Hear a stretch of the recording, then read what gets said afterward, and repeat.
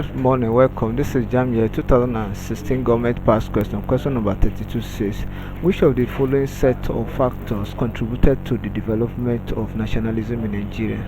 Which of the following set of factors contributed to the development of nationalism in Nigeria? So it means that which factor prompted nationalism in Nigeria?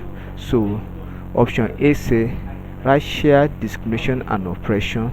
B say corruption and ethnicity. C say paternalism and indirect rule. D say election malpractices and party differences. And what also of racial discrimination and oppression means that color discrimination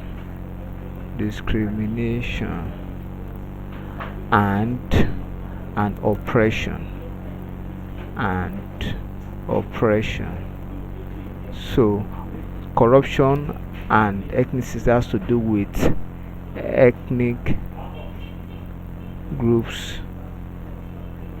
The indirect rule and paternity has to do with colonial system. The electoral malpractice have to do with electoral fraud.